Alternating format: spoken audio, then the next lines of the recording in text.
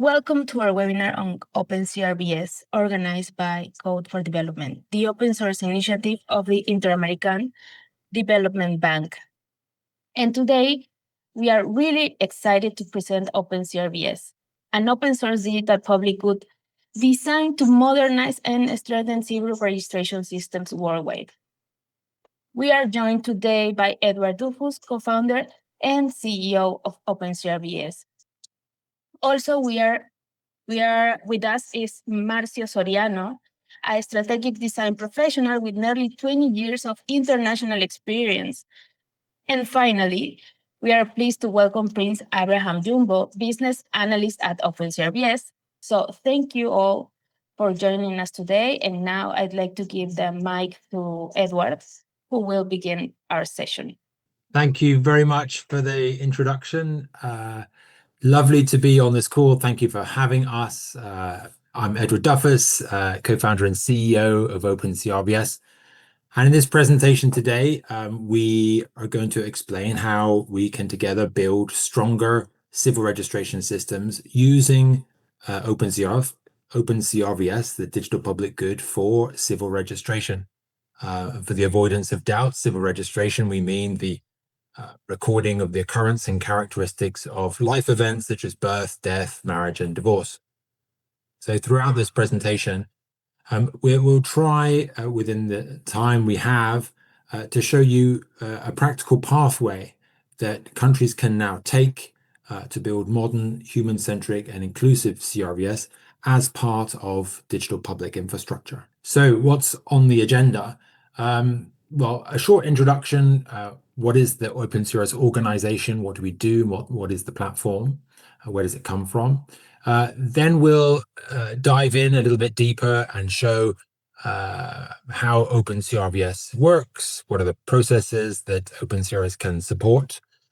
Which will be followed by a demonstration. So we're fortunate to have Prince, one of our business analysts, with us on the call. So he's going to dive into the world of Farajaland, our fictitious country, and show you what civil registration run on OpenCRVS looks like.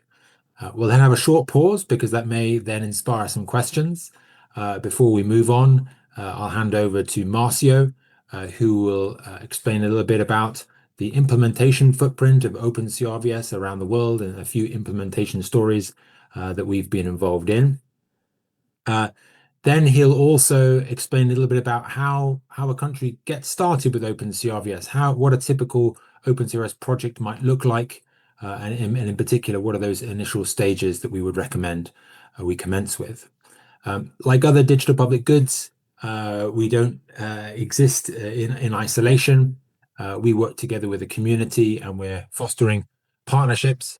We'll explain a little bit how those partnerships can assist in implementations around the world. Hopefully we'll have a little time at the end also for a few more questions as they're being collated. Super, so let's get going. I'm going to introduce the OpenCRVS product. So some time ago, probably around 10 years ago, we realized that civil registration systems around the world the processes and the systems which rely on them are broken. We often see manual and paper-based systems which are inefficient, bureaucratic, and error-prone.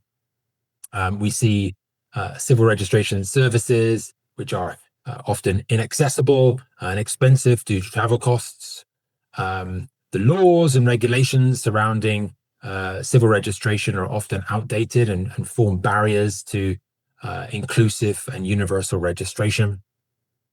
IT solutions, where they exist, are often very expensive to maintain and update, often with the use of proprietary software. And we've also seen that civil registration systems, whether manual or digitized, they're not sharing data to their full value across government.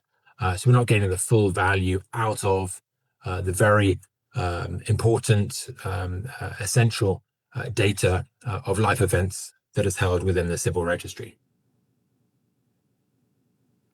So because of these challenges, we created OpenCRVS. We created it as an open source platform. It's a digital platform for civil registration, designed for all countries and available as a digital public good.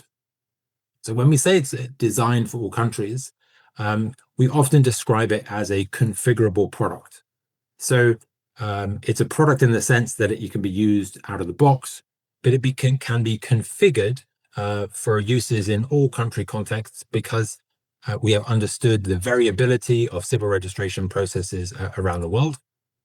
And OpenCRVS can be configured to the specificities of each country context. It's really designed and set up to be, create a gold standard for digital civil registration around the world. And we also want it to pioneer new registration models, which are the models which will take civil registration and registration service delivery right out into the population, into rural and hard to reach areas, to ensure that civil registration is inclusive around the world. We believe that OpenCRVS can provide the foundation of robust identity management system and effective digital public infrastructure. And I'll explain a little bit how we think it can do that. And really important for us, and one of the reasons, obviously, OpenCRVS is open source, is that we provide local ownership and sovereignty of systems to local owners, to governments, so that they own their systems, they own their data, and they're in control of who is implementing and supporting their software in the long term. And that means no specific ties to software vendors, and obviously it's a non-proprietary software. So as an organization, OpenCRVS, we have a heady vision, and that vision is that every person on the planet should be recognized, protected, and provided for from birth. And this is what really motivates us as an organization, really in support of the Sustainable Development Goals, and in particular, Target 16.9 by 2030, provide legal identity for all, including birth registration. So obviously, OpenCRVS is able to support the registration of all life events, but it was that the genesis of OpenCRVS, the need to provide universal birth registration, which is what really gave us the starting point for our work. Okay, so now I'm going to, so that's a little bit of background about OpenCRVS, where the idea and the product came from. So I'm now going to take you through a few slides which will explain a little bit more about OpenCRVS and how it works. So from a design perspective, from the very start of our work, we set out to design a platform which would enhance the customer experience. And on this diagram, what we try to show is the end-to-end flow. Later, Prince will show you a demonstration, and you'll see back some of these process steps. But as I describe and take you through the flow, you'll notice that there are a number of features which really try to enhance this interaction with customers, those who the civil registration service is designed to serve. So at the very start of the process, declarations of birth in this instance can take place within a health facility, either using OpenCRVS or using a health system, which can then share data through an automated feed as a birth notification into the system, or in support of births which take place in the community. A local field agent, as we call them, would be able to capture births within the community and share that information with the system. Declarations are coming in from health facilities and from the community. That's what we call a declaration. At the point of declaration, we run a deduplication check, so that any record which is similar to another record within the system would have a check to ensure that we're not creating duplicate records. This is obviously in order to create a high quality civil registration data. Then there's a validation step, typically.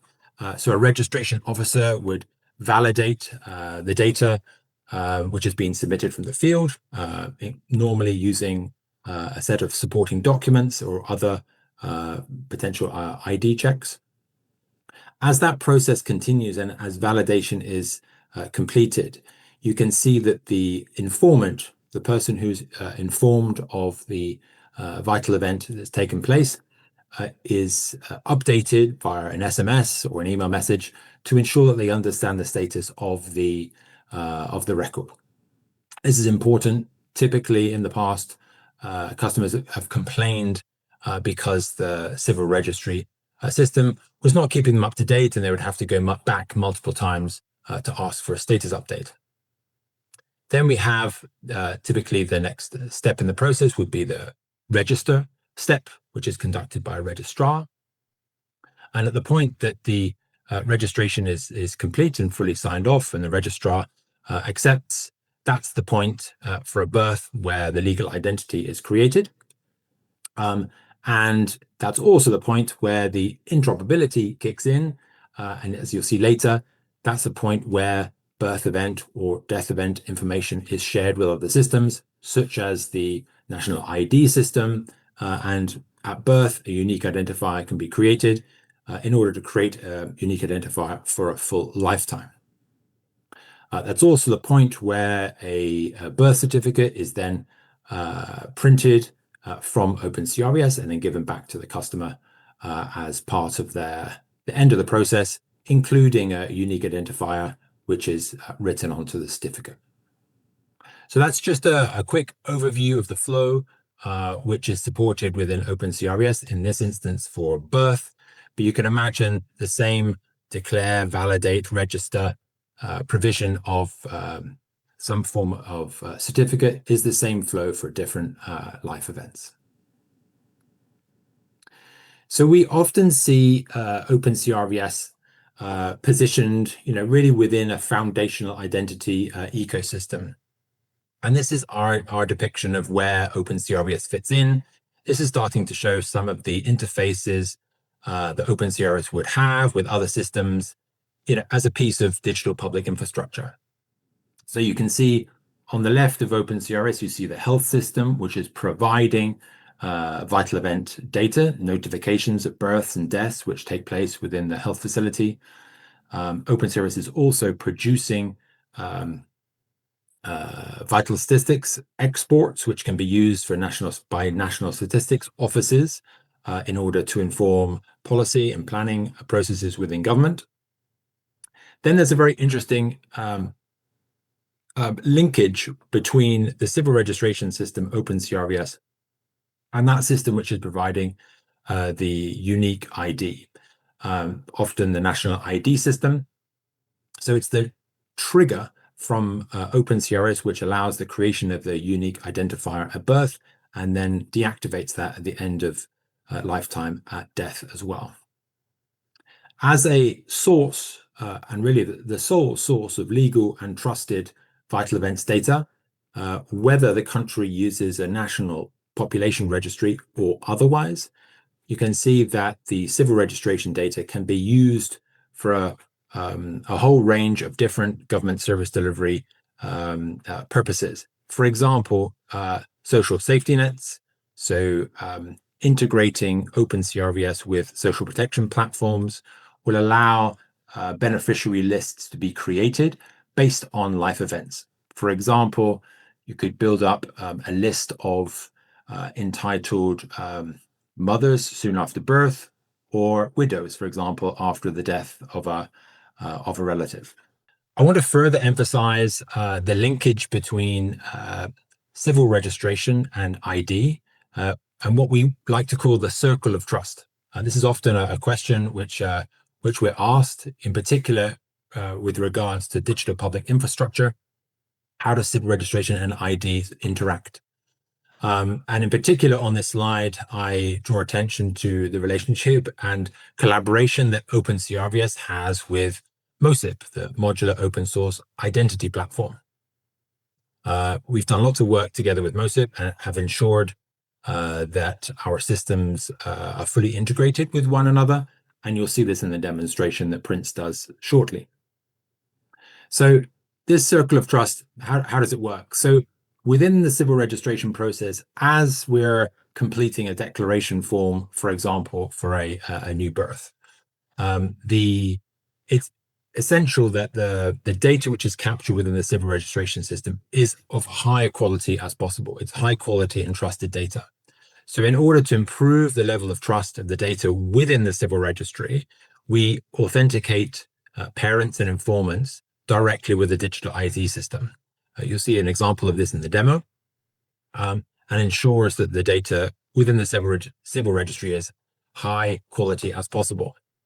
Now, when the civil registry then confirms the registration of a life event, for example, a birth, it then becomes the sole legal and trusted source of that vital event data, and provides that data to the digital ID system to ensure that the data within that system is over time accurate and inclusive, so includes all newborns, and at the end of a lifetime is able to provide the notification of the death which has taken place to then deactivate the unique identifier for that same person. And that, of course, prevents leakage in terms of social protection and other systems as well.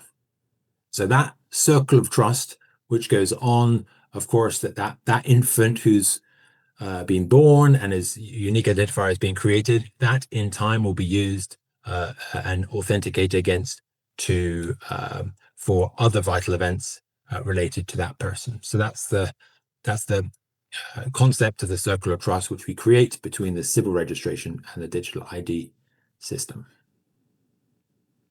So on the next few slides, I just draw attention to some of the key features in OpenCRVS that we have designed, which we believe really respond to some of the challenges seen in low and middle income countries that we've been specific about designing solutions for within OpenCRVS.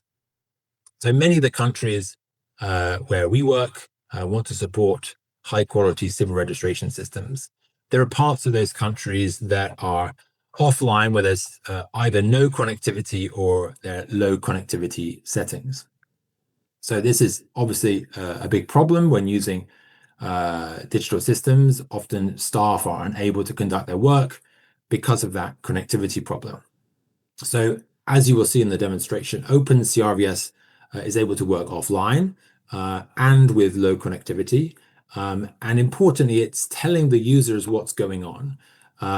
If a record is not able to leave the device and cannot be synchronized with the server, there's information to the user which helps them understand it's still sitting there in the outbox waiting to send.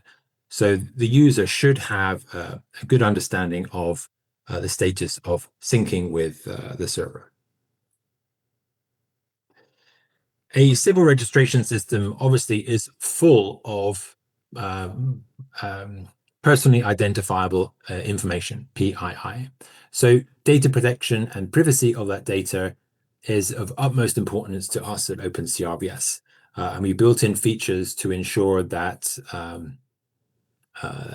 we always hold that in very high regard. Obviously, the problem is related to personally identifiable information being accessible to system users and potentially where there's no tracking of who has access to what data. That's obviously problematic and can lead to data fraud, data theft, etc. So the solution within OpenCRVS, we adopt a privacy by design approach where access to all PII is strictly controlled. So users do not have open access to PII unless they are firstly assigned to the record. You see that in the demonstration as Prince assigns himself the record. In effect, that's what allows that user to see the PII. And once an authorized user has accessed the PII and in fact conducts any action on that record, all of that is logged in the record audit within the system, so we can see any time that a user has had access to a record and has made any change to a record. So that gives us full visibility of all actions on PII. Often we found that services are only available within an office environment because digital systems are only working on a PC or a laptop. OpenCRVS is a progressive web app, which means by design it's able to work across all kinds of devices, tablets and mobile phones. And we certainly test on a variety of different formats to ensure that wherever someone's working, then they're able to find the right device that supports their work. In terms of usability of the form, you may be familiar with the design pattern that you can see on the right that OpenCRVS uses. We found the problem existing in many countries that field agents and registration staff have difficulty, specifically in the field, completing long forms in a digital format. So OpenCRVS takes, hopefully as you'll see from the demo, a very intuitive approach to completing form data.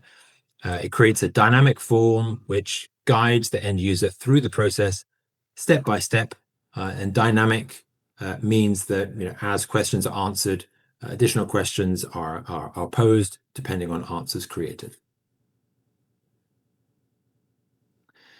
Then, of course, we have a real-time operational monitoring. Problem often seen is that those responsible for civil registration don't really have the data at their fingertips, which allows them to accurately assess service levels across the country and performance. So within OpenCRVS, what we've enabled is real-time data visualizations, which really support civil registration staff, certainly at senior levels, to be able to manage performance of the system and make targeted improvement approaches based on underperforming areas that they see within the system. I touched on this briefly. We think the record audit feature within OpenCRVS is a really powerful feature. The problem, obviously, that we have seen around the world, fraudulent registrations, and unfortunately no way to investigate the actions taken on a specific record. So as mentioned, we have within OpenCRVS a full record audit. So we have a history of all the user actions on any vital event record that's stored and can be viewed by authorized users to investigate particular cases. And as you can see on the right-hand side, it's just a very nice way of being able to view the start of a record, where it started, who declared it, who completed it, who validated it, and who registered it in terms of a full record audit. In terms of the customers, the end users, those who are relying on civil registration services, we found, as mentioned, that the informants and parents, members of the family, don't know the status of their application and can visit civil registration offices many times and often give up in the process. We've found because there's just a very poor communication between the authorities and citizen. So OpenCRVS supports multiple ways either of sharing information with the customer, either SMS or email, and status updates are provided on a regular basis just to ensure that they understand the status of the record. As you can see on the right, congratulations, the birth of your child has been registered. You now can visit the local registration office to collect the birth certificate. Well, that's a great message to receive. It means you're not going to go to the civil registration office before the certificate is ready and before it's been fully processed. And I think lastly, system users, a problem that we've encountered with other systems, system users are unfamiliar with the default language, and as a result cannot follow the process or make data entry errors. In some of the countries where we work, multiple languages are being used. Obviously, OpenCRVS has full internationalization, so it can support multiple languages, which can be selected by the user, as you can see on the right. Super. So that's a quick overview, really, of OpenCRVS, some of the functionality and how OpenCRVS fits within a foundational ID ecosystem. and how it plays a role within digital public infrastructure. I'd now like to introduce Prince, who's going to run you through a short demo. My name is Prince Abraham. In this session, I'm going to be demonstrating OpenCRVS version 1.8 and how this version of OpenCRVS can digitally support a country's civil registration services. As Ed mentioned earlier on, this demo is set in Farajaland, which acts as the default country configuration for OpenCRVS. Although it is important to mention that OpenCRVS is designed to be configurable based on the needs of any country. For this demo, we are going to be using two actors, namely Kennedy Mwini and Kalusha Bwalia. Kennedy Mwini is a registrar formerly appointed by the Civil Registration Authority to register vital events within Farajaland. Whereas Kalusha Bwalia is a community worker who acts as a trusted field agent, declaring the births and deaths that take place within the community. Now that we've gotten some of these details out of the way, we'll jump right into it. To start, I'm going to log in as the field agent, that is Kalusha Bwalia, using a mobile device. As Ed mentioned, OpenCRVS can function on different types of devices. But for Kalusha, we're going to be using a mobile phone because Kalusha works at the community level. Now, the first thing I'm going to do is to enter the username and password for Kalusha. After entering my username and password, I'll be required to enter a 6-digit authentication code. Depending on the configuration of your system, the code could either be sent via SMS or email. As for Farajaland, the preferred method is email. So I'm going to enter the code now and proceed. If I'm logging in for the first time, I'll be required to set up a 4-digit PIN. I would need to enter this PIN anytime I access the application, as it ensures that the system stays protected with or without internet connectivity. It is very similar to how you set up a PIN for your phone or specific applications. Once I gain access to the system, as you can see here, and I click the hamburger menu at the top left, you can see what we call work queues. Work queues here left. All users have their respective work queues, as it allows their workload to be easily managed and prioritized. And you'll see this work queues across the users once I access the system as the other user. Also, if I click on settings, I'll be shown my account details, and you can see the section I can change and cannot change. As Ed mentioned earlier on, OpenCRVS can be configured to support multiple languages. And this is done by adding content translations, as many content translations as you want. That's how this is done. So if I click on change here, you can see I can switch from English to French and any other language I wish if configured in the system. Now let's proceed to create a birth declaration. To do this, I'm going to click the obvious plus button at the bottom right of my screen, and then I'll select birth. Once I do that and continue, I'll be taken to the intro page. As a field agent, I'll be expected to read the contents of this page to the informant so that they are fully aware of the birth registration process and its benefits. It is important to state that the content of this page is fully configurable or customizable to meet the needs of any country. Now I'm going to proceed to the next page. Before I enter the child's details, there are a few things I'd like to point out. Firstly, this form has several validation rules. For example, fields with an asterisk are required. If I don't enter any value, the application will tell me that the field is required. Secondly, here, if I enter a future date, say for example, I entered this and 2026, the system is going to let me know that the date is invalid. Throughout the form, there are smart validation rules that ensure the quality of data entry and support for international civil registration guidelines. The third point is that the form shown here is the default OpenCRVS configuration. The form fields and validation logic, including the conditionality, can all be configured to suit the needs of your country. Now, I'm going to proceed to enter the details of the child. I'm going to enter the child's details, enter their gender, and then I'll enter the date of birth. As for the place of delivery, at this point, you can see that there are several options such as health institution, residential address, and other. Residential address is an available option for home birth. So a home address will be required. The health facility option is an option for births that occur in a health facility. So I'm going to go ahead and select health institution. What happens here is an additional field is shown to enter the health facility.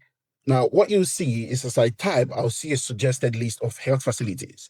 The way this works is that this field is populated with a reference data of all health facilities within a country, in this case, Farajaland. And these also can be customized based on your country. So I'll select the health institution and then I'll proceed. Here, I'll be required to enter the informant's details. So for the relationship to child, I would select mother, and then I'll be required to provide her email. Now, let's just go ahead and use mine. This is important, as Ed mentioned earlier on. OpenCRVS is configured to provide status updates so that the applicant is fully aware of the status of their application. It is important to also state that these fields are entirely configurable to fit the needs of your country. So you can choose to make either the phone number or the email field required or none. Now I'll proceed. As I have selected the mother, just before I proceed, let me just point out something here to show just a bit of the dynamism of OpenCRVS. Because I selected mother, no additional fields are shown to me. However, if I select, say, brother, I'll be shown additional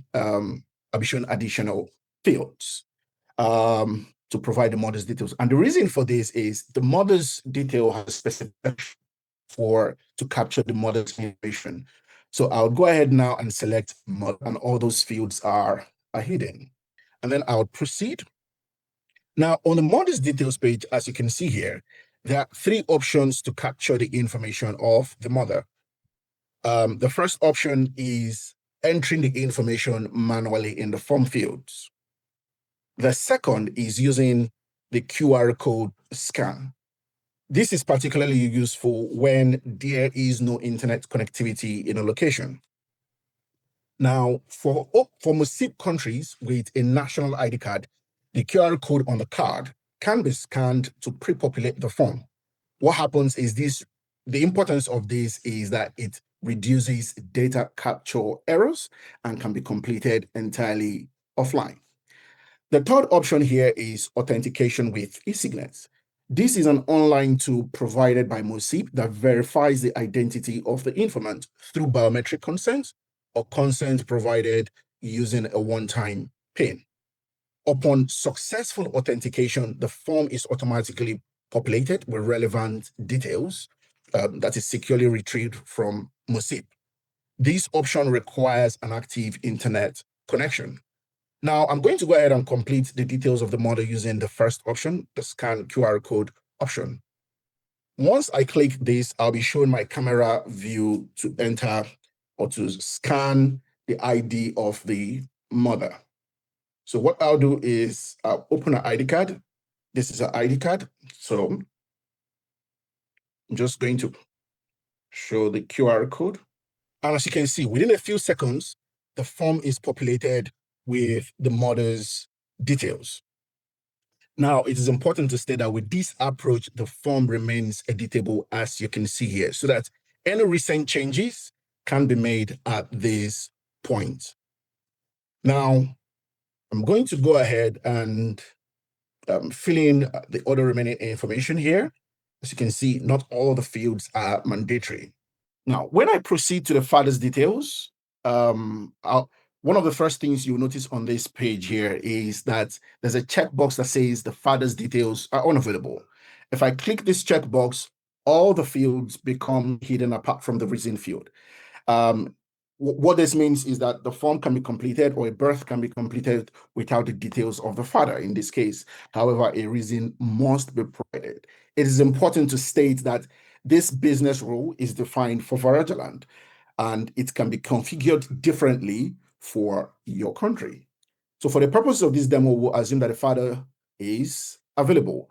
And then I'm going to capture the father's information using the eSignet option. Once I click this button here, I'll be taken to eSignet. That's the external service provided by MOSIP to verify the identity of the father. And I'll go ahead now and enter the father's UIN, in other words, the national identity number for the father.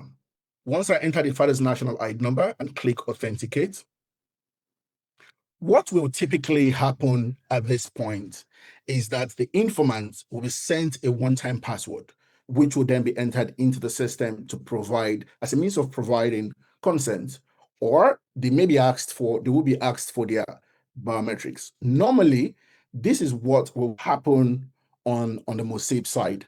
Right now, we'll just assume that the authentication is successful, as you can see here. And based on that process that I've just defined, the form we've received information from MOSIP and the form has now been pre-populated.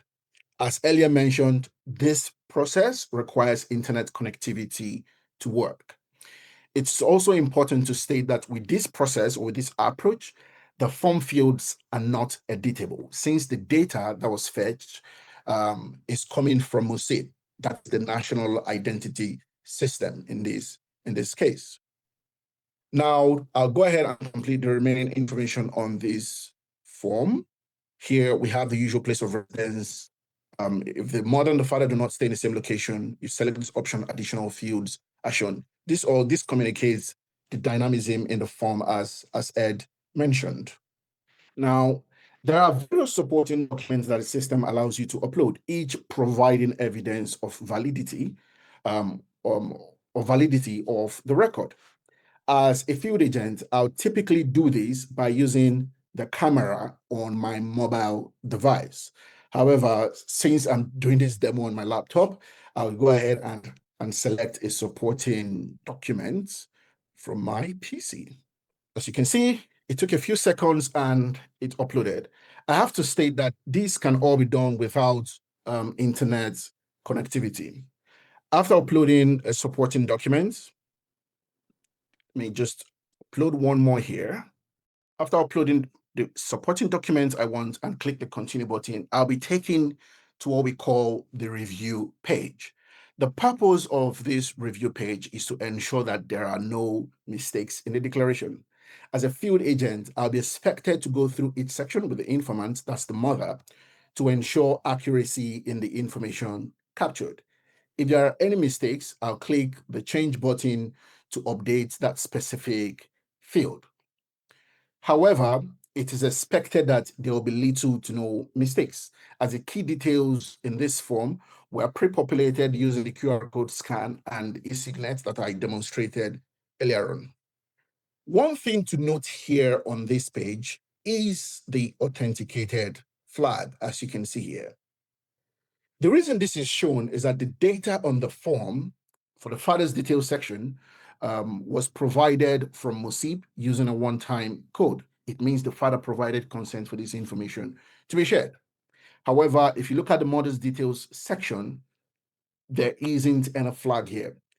Even though the QR code was used to populate the fields for the mother, no interaction with MOSIP actually happened. Now, it's important to take note of this, as once we submit the application, after we submit the application, the mother's information will have a flag, as I'm going to demonstrate later on. Now, if the informant is comfortable with the information captured on this form here, the next thing to happen is for the informant to sign, and then Once the signature has been captured, the field agent will submit the application, will send the application for review. Now, once this happens, you take note of the outbox here. You see, the record will first go into the outbox, and Ed touched on these earlier on. The record will remain in the outbox if there's limited or no internet connectivity. It will keep reattempting to send until a stronger network or stronger connection is available. In this case, the record only stayed in the outbox for a few seconds because my network reception is strong at the moment. Once the record leaves the outbox, it goes to the sent for review work queue, which indicates that the record has been sent to the registrar at the civil registration office for review. Another thing to note here is that once I submitted the record, an API call, this is not visible to you and I, but an API call was made to Mosib to check the identity of the mother. The status of this check will reflect later on the record when it is being reviewed by the registrar at the civil registration office, and you're going to be seeing this shortly. So what's going to happen now is I'm going to log out as a field agent. I'm going to log in rather as the registrar at the civil registration office. And I'm also going to be doing this using my desktop. Now I'm going to enter the username and password of the registrar. It's a very similar process to that of the field agent. I'll also enter my 6-digit authentication code. It'll take a few seconds and I'll have access to the system.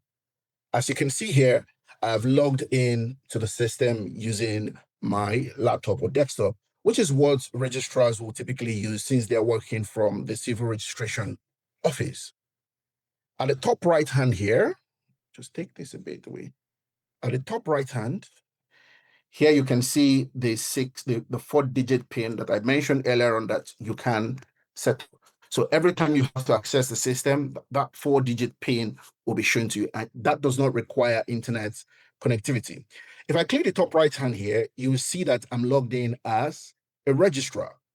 Also here on the left, you can see my work queues. It's a bit more than that of the field agent, and that's because the registrar has a lot more to do. They are an official civil registration staff. So to review the application or to review the declaration sent by the field agent, I'll navigate to the ready for review work queue. Here, I'll see that the record was sent to me. This is the record here. It was sent to me 3 minutes ago. Now I'll go ahead and click the name of the record. When I do that, I'll be shown the record details page. During Ed's presentation, a screenshot of this was shown, and Ed explained this a little bit. One of the first things you'll notice here on this page is that only the status, event, and tracking ID are visible. All other information on this page is hidden. Why is this so? The reason for this is that OpenCRVS has been designed to protect personal identifiable information by default.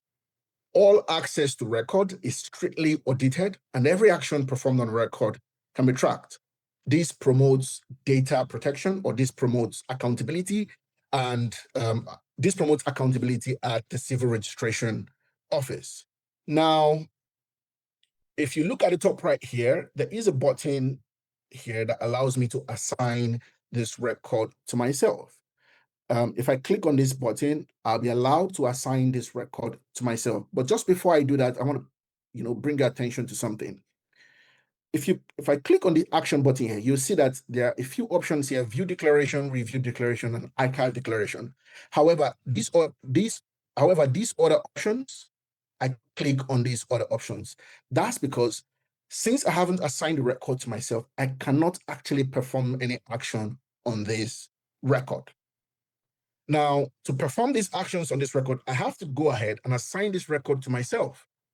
Once I do that, it will take a few seconds. You can now see that the options that weren't available are now available. Now, these actions here, I can perform these actions because I've been given the permission to do so. roles and permissions on OpenCRVS are fully configurable based on the needs of any country. Additionally, you can see that the information that were previously hidden, such as the tracking ID, such as the date of birth, place of birth, and contact, are now visible. You can also see the history of this record, starting from when the field agent started the declaration and when it was actually when I assigned the record to myself. As you can see here at the time, 9:54 p.m. I just assigned this record to myself just about a minute ago. In other cases, the record audit feature will track all actions performed, such as when the record has been updated, when it is registered, as we're going to see shortly, when it has been printed, and if a correction has actually happened. I'll go ahead now and review the declaration by clicking the action button at the top right here, and then I'll click the review declaration button. Now, once I do that, I'll be taken to this page, very similar to what the field agent saw, however, on their mobile device. For the registrar, the review page provides the opportunity to identify any mistakes, because a legal process will be required to correct the record once it has been registered. So it's important that all mistakes are identified and taken care of at this point. If I scroll down, you'll notice that the mother section now has a flag, a verified ID verified flag. This implies that the data on the declaration form is consistent with the data in the national ID system. Remember, I mentioned that an API call was going to be made to MOSIP to check the details of the mother. Now, the ID authenticated flag still remains for the father. I can also see that there's a supporting document on my right. So I have this side-by-side view of the declaration and the document uploaded to easily compare what has been uploaded with what is on the supporting document. So you can see I can switch between supporting documents. Now I'll go ahead and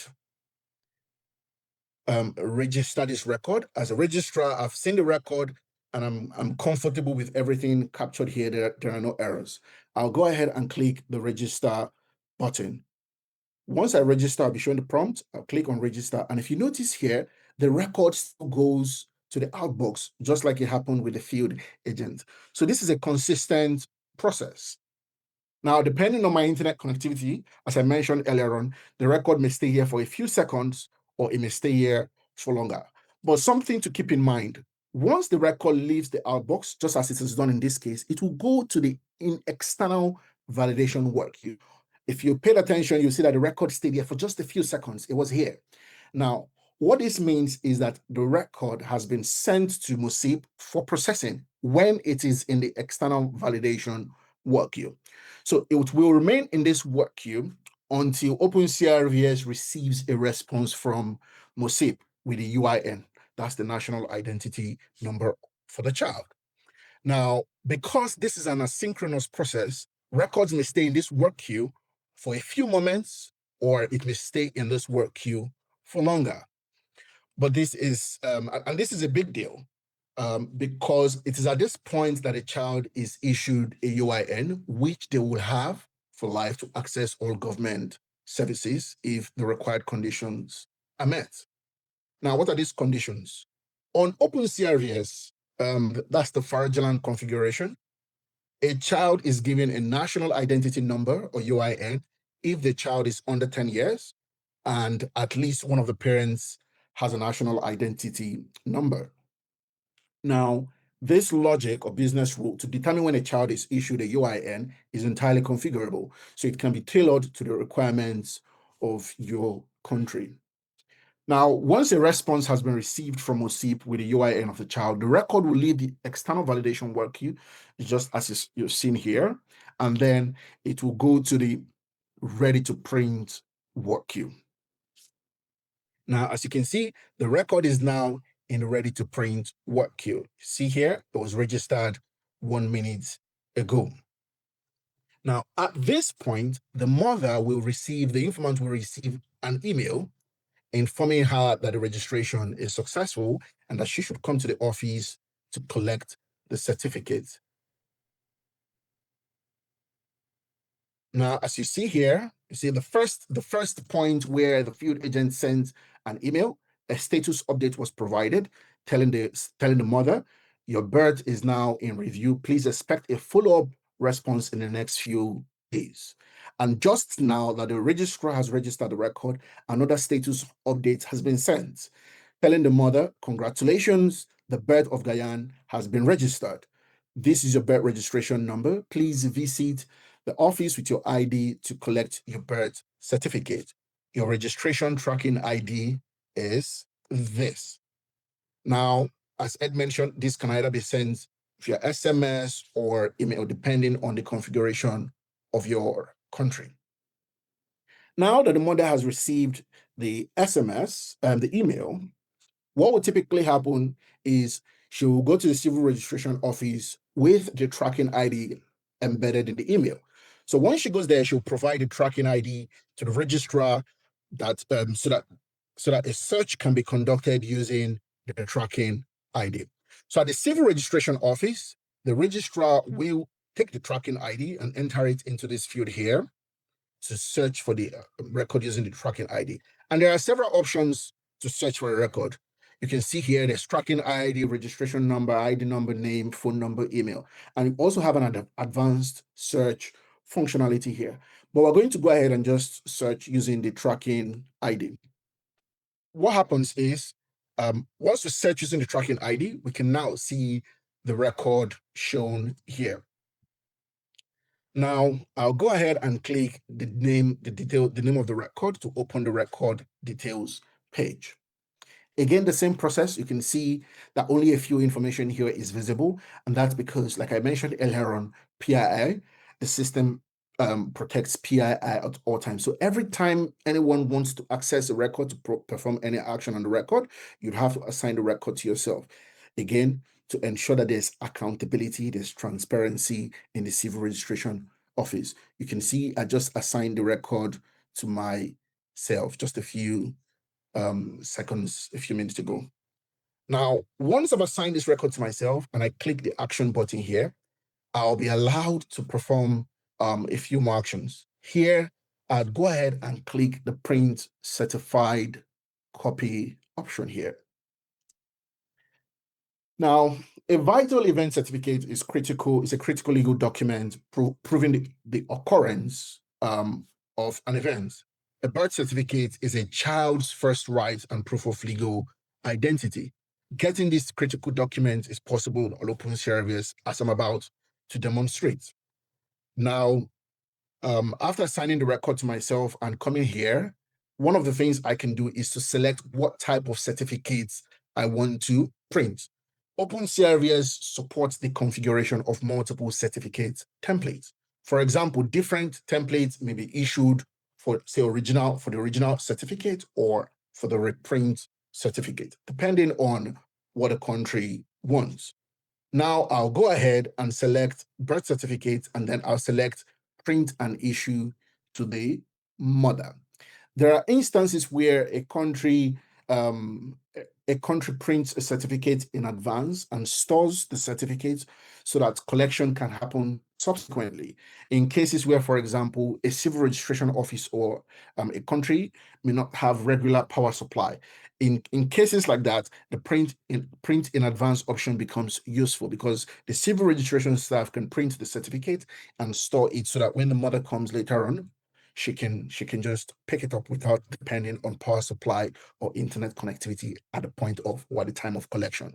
So I'll go ahead and select print and issue to mother and click the continue button. Next, I'll check her proof of ID. Now, this will require me as a civil registration staff to request for the mother's physical ID to confirm that the details on the ID and what is on the system are an exact match. If it's not a match, I'll click identity does not match, and I will not print and issue the certificate to the mother. In this case, I'm going to say it's a match, and then I'll click the verified button to proceed. Next, I'll be required to collect payment.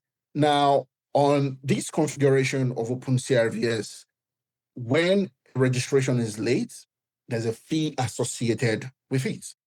Now, this can be configured, the fee, or even if the fee and whether a fee should even be collected can also be can be configured on your own version of OpenCRVS. It's entirely configurable.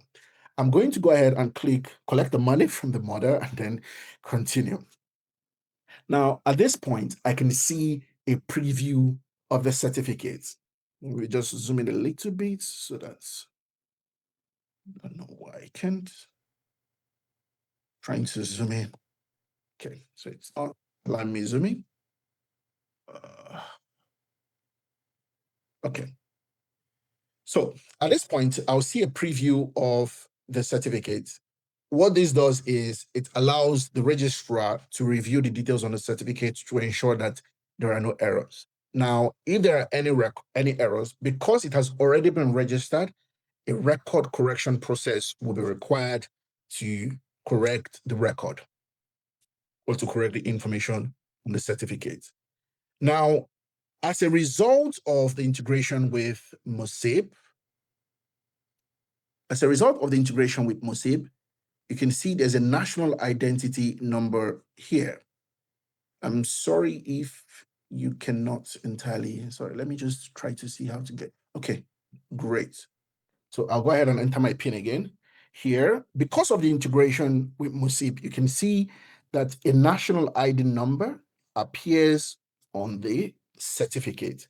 This is as a result of this is because the national identity system has issued a national ID to the child. Of course, this is configurable. You can determine if you want the ID number to appear on the certificate or not. So I can go ahead and print the certificate if I want. If everything is fine, I can go ahead and print the certificate. If there are mistakes on the certificate, I can go ahead and make correction. But it's important to state that this is a legal process.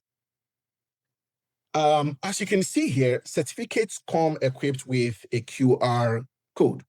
When scanned, it directs the user to OpenCRVS to verify the information captured against what is on the physical certificate. Now, I'm going to go ahead and scan this just to demonstrate this. I'm going to go ahead and scan the QR code. So after scanning the QR code, because I am logged in, I'll be immediately taken to this page to verify, the details on the certificate. This is just the partial information of what is on the record. You can see here the birth registration number, the full name, the date of birth, sex, just partial information of the record. Now I'm going to exit this view, and then I'll go ahead to demonstrate another key functionality of OpenCRVS, and that is the deduplication feature. OpenCRVS has a deduplication feature that flags potential duplicate records within the civil registration database. Yes? Brent, we're getting near that moment where we have to wrap up. Maybe just give a view of the deduplication. Okay. And then wrap up. Thanks. Okay, cool. Now, okay. So if I scroll here, you can see this record with a different icon. This indicates that this is a potential duplicate. If I click on this, you'll see a flag is shown here that this is a potential duplicate. If I go ahead and assign this record to myself, what would happen is I'll be able to review the potential duplicates. Now, once I do that, you see, I'll be shown this view here, telling me that this is a potential duplicate. If I click this tab here, I would then see a side-by-side view of, the potential duplicates. Now, once I review, I can see that, yes, this is actually a potential duplicate. And then what I can do is to come here and mark the record as a duplicate by providing a reason. And once I mark the record as a duplicate, what will happen is the record will go to the archived work queue. It would go to archive. Finally, just since I'm already short of time, the final part is the performance view. OpenCRVS dashboards leverage the power of Metabase to transform civil registration data into insightful visualizations. Each dashboard on OpenCRVS is customizable, allowing users to create and integrate various data views. There are 3 performance views on OpenCRVS. We have the dashboard, we have the statistics view, which is being shown here, and we have the leader board. If you see, this is the dashboard. It take a few seconds. You can customize this with any metric you want. Same for statistics and same for the leaderboard. Here you can see the leaderboard of the different registrars, how they're performing according to the respective locations. I think that's it. These demos, as I've just demonstrated, highlights the key features of OpenCRVS version 1.8. Thank you very much. Thank you. Thank you very much, Prince. As usual, there's lots of functionality in OpenCRVS, so once Prince gets going, it's hard to stop him. But I needed to because we've got some other things we'd like to share with you. Over to you, Marcio, for a quick view of where we've been implementing OpenCRVS. Awesome. Should I share my screen, or are you happy to drive the screens? That's fine. I can drive. There you go. Hey, cool. Hi everyone. I'll try to be quick here. My name is Marcio Soriano. I'm with OpenCRVS as a design and research lead in the team called Impact Expansion, which is basically connecting, getting closer to countries to make sure that we understand their reality, understand their context in order to provide great and successful implementation. Just for you to have a look quickly here on the map, these are the countries where we have been live. As you can see in purple color, countries where we have implemented at least like a first version, and we continue to scale that up into new phases. And in green, countries that are committed to be soon implemented, that we are doing some sort of understanding, some sort of analysis before actually implementing. And qualified leads in orange are countries that we started having conversations, really excited and really hoping that those countries will become soon part of the OpenCRVS international community. Ed, can we move to the next one?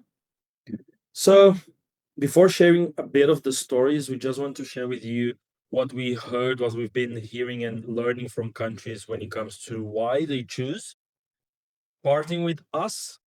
I could see that Ed was already replying to some of the questions related to security, related to hosting. So this touches some of those topics.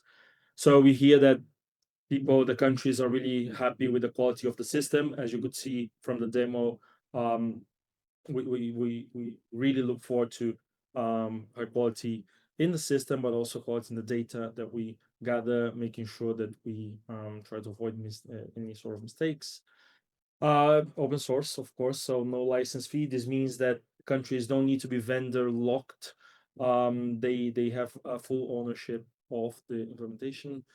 Configurability. So that's why we get close to countries to make sure that we help them configure, we help you countries configure and customize to your context. So the platform allows for that flexibility. Not all forms are the same, not all registration of events are the same. They change from country to country. When it comes to the security, I saw a few questions there. Thanks, Ed, for replying. Our team, our technology team, our development team is highly really on that topic of security, making sure we meet the highest standards. We have a QA team on the ground that is constantly every day testing the functionalities and implementation, making sure that the quality is assured. That's why they're called QA, quality assurance. Another question that I saw coming up when it comes to hosting is your system. So you can host it in publicly, you can host it privately, you can host it anywhere. So it's up to the country to decide how they want to host the platform. As Ed mentioned before, global community as an open source as part of the DPI. So we are building a community of countries and implementers that are using the system. So we learn from each other, we get together regularly, we share stories, we help that connection, bridging countries so they can help each other on how to implement digital civil registration, considering that it's something that many countries still do at paper-based. So how to translate that into digital is something that we can learn from each other. Training, we are very proud of being able to share great documentation. As soon as we have a new version, we put a lot of effort in documenting materials, documenting on any sort of new features in order for countries to get those materials and learn how to implement, but also our team is able to support implementation on the ground. So we're very happy we're very proud of being able to train countries on that. And last one, but not least, the low total cost of ownership. After all of this, see that the cost when it comes to implementing an open source platform is much lower with regards to other type of vendors. Add the next one, please. So now, talking a little bit about our what we consider our success stories when it comes to countries implementation, country stories, and our relationship with them. Just to mention a few countries here, as you can see, Madagascar is one of the countries where we are already live. We went live with them last year. Since then, we went live in over 40 communes in the country, looking to deploy into many more in the next year or so. Up to more than 30,000 births have been registered in the areas where we have been implemented.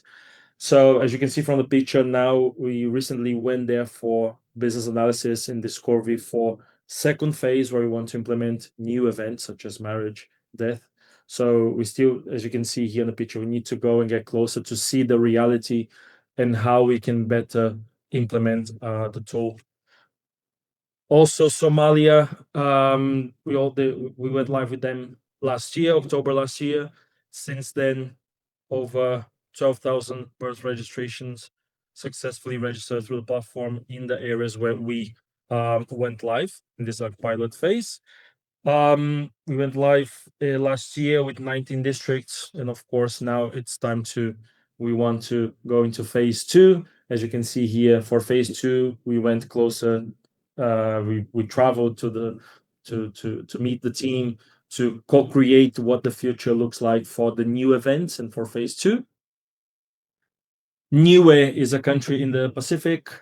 There was a question with regards to old records. We are very proud to go live with Niue for new birth registrations, but they also wanted to honor the legacy of old records.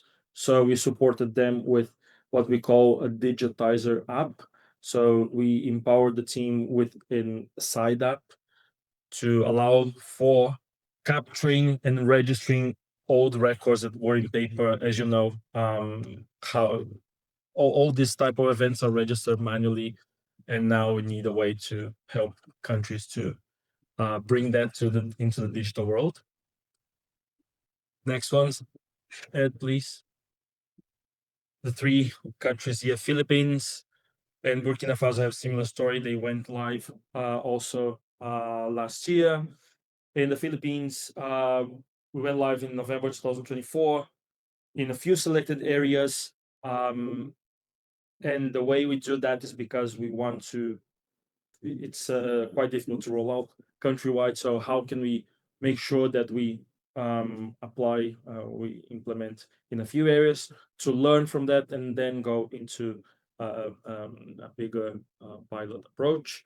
Since then, in those areas in the Philippines, we have a completeness rate of over 90% of births captured and over 70% deaths, and planning to go live with a real pilot, a much bigger approach still this year. Burkina Faso, similarly, they went live last year, and also like in 20 civil registration offices, over 90 health facilities. So now the plan is to scale up to the entire country. But and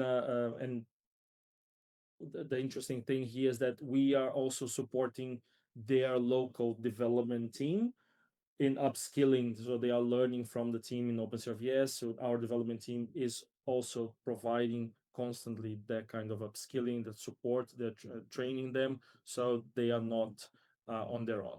Yeah. And the last one here is Tonga.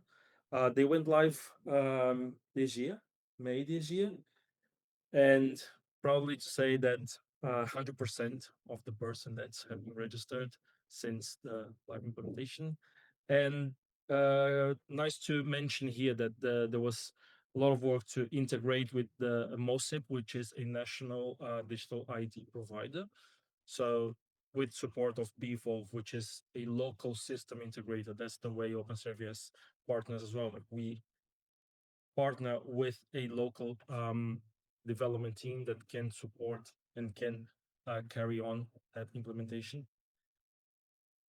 Next, I'm trying to be as fast as I can here and concise.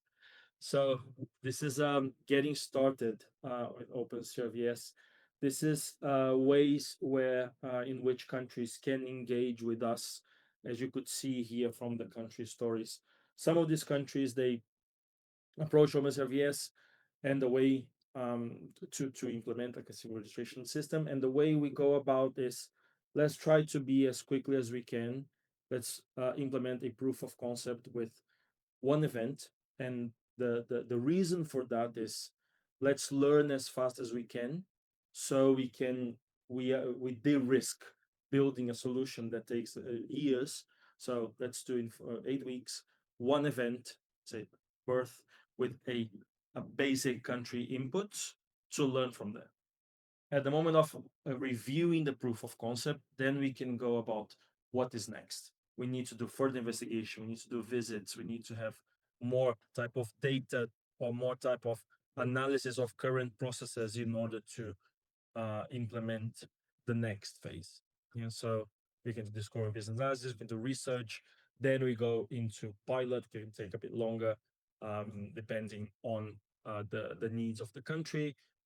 Then later on, time to scale up. How big do you want to go now? How many districts? How many? Which area of the country do you want to take place? And of course, we want to continually offer operational support. How can the development team, or how can the research team can support the countries to undergo? So it's not like, and there's an ending point here. We still want to offer support because we want to create that community, that global community, and being able to support each other. Oof! I tried to run as fast as I can to give some time for Q&A. Thanks, Ed. Over to you.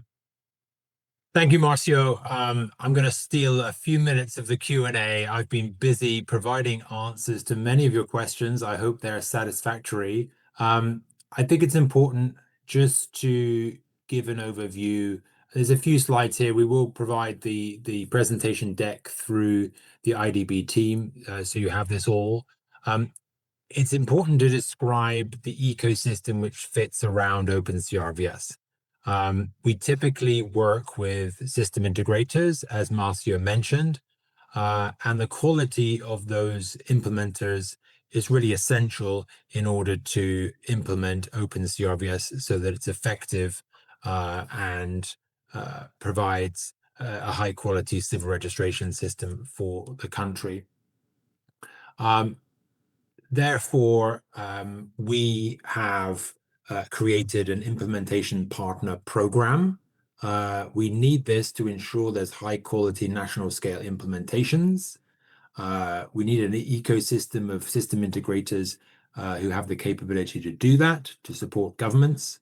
And this mitigates the risk of low quality implementations of OpenCRVS. Obviously, it's an open source platform, and therefore anyone could propose to implement it. Therefore, we've set a quality standard, which is our implementation program and the accreditation scheme. So we have accredited implementation partners They go through a vetting process by OpenCRVS. Currently, it's a 12-week program at the end of which they become accredited if they successfully conduct all necessary activities. It means they're officially recognized for quality, capacity, and compliance with international standards. And it means that OpenCRVS vouch for these companies or agencies and can be trusted by governments and donors to deliver high quality at scale. There's exclusive partner benefits for them. They get early product access. They get support direct from our team. We do co-marketing, and we identify funding opportunities together. We often direct referrals to these companies and sometimes include them in proposal consortia. And it's great because we have a peer community for shared learning and tooling around OpenCRVS. So you can see those companies who have achieved that standard become OpenCRVS implementation partners. And lastly, here are some of the current and future accredited system integrators. Currently, we just have two who have passed the quality standard that we have set. We have an ongoing cohort on the right-hand side. You can see a number of international and regional system integrators are part of that. And hopefully, very soon, around OpenCRVS, we'll be able to point to a considerable list of high-quality implementation partners that governments around the world can use, hopefully are local to the region in which the country is, and they can feel confident that those organizations will be able to implement to the high-quality standard that we set. The last slide, a few links for you. The OpenCRVS website. We have a documentation site which describes all the functionality of OpenCRVS, but importantly, how you set it up, how you configure it such that it can be used in your country for your local context. You can find the code, obviously, on GitHub as a digital public good, and you can also join our community and join the discussions to understand more about OpenCRVS as you move forwards. You can always contact us if you're interested in becoming either an implementation partner for OpenCRVS or a country interested in deploying OpenCRVS. Please get in contact with us at team@opencrvs.org. Thank you very much. Thank you so much, Ed and Marcio and Prince. I just want to point out and say thank you to other because I know that you have been answering the questions in the Q&A section, and I wanted to take a little bit of an advantage because you answer one question that it's been other people in the chat has been asking about it, and it's focused on how OpenCRVS could be adapted to include other databases, for example, for deceased persons or registered children from another marriages, for example, very specific cases. And even though these are cases, I know that there's another person asking about including databases or examples from the use of OpenCRVS in health systems. So if you want to provide maybe a use case that they can search in your website or other documents could be amazing. We obviously going to send resources after this meeting on the following days. So no worries, just mention what you believe is from to answer that question. What do you think? If I understood correctly, well, OpenCRVS is designed to be, as a piece of digital public infrastructure, highly interoperable with other systems. So as showed on some of the diagrams in earlier, health systems, ID systems, and a range of social protection systems and other systems with which data can be ingested into OpenCRVS from other sources, or indeed data from OpenCRVS can be pushed to other systems. For example, as the sole source of life events data. We can publish data record by record, which can be subscribed to by other systems to ensure that they're kept up to date. Regarding the sort of architecture of civil registry, each country is going to have a rather different approach to its architecture and the different life events which are registered within various systems. But OpenCRVS now has, in the latest version of OpenCRVS, now has the ability to register what we'd call custom events. So any life event could in fact be configured within OpenCRVS. And more recently, we're massively increasing the flexibility and configurability of OpenCRVS to be able to register all life events, but even events beyond typical civil registry as well. So we've made it as generic as possible to be able to cater for the largest number of use cases that there are. If there are specific cases that countries want to explore with us, then we'll be delighted to jump on a call and answer those. We have another question that is very open, to be honest, because it says, is it possible to integrate some OpenCRVS modules into an existing system, or in these cases, is it usually more advisable to consider a complete migration from scratch? I know this is case per case, but what do you think about this question? It is case by case. We've had this question from the beginning as we started OpenCRVS. As yet, what I can tell you is that countries that have seen the functionality of OpenCRVS have decided to use OpenCRVS in its entirety as a full digital civil registration system. But obviously, there may be features of OpenCRVS which potentially more mature civil registration systems which exist, in the LATAM region might want to take advantage of. It would be somewhat case by case basis. What I can say is, as a modular microservices architecture, we provide APIs to components within OpenCRVS, which would allow that sort of component or modular use of OpenCRVS, should specific features be required. But I think we'd need to, dive into more detail to understand which components and functionalities would be requested. And another one, we have a question about if OpenCRVS could be integrated into a digital identity system based on blockchain. Have you seen that before? Have you done it? We haven't seen that before. There's nothing to prevent, as open source with open using interoperability with open standards. There's nothing to prevent a country from taking that route and at the point of birth, then creating a record of birth on a decentralized blockchain. Why not? I'm open to discuss such cases. I think something related to that we are developing at the moment is so old school civil registration would produce paper birth and death certificates that we're all familiar with. In the future, OpenCRVS will provide the capability to either print certificates, as Prince showed, or create verifiable credentials, which, of course, within a DPI infrastructure are becoming more prevalent.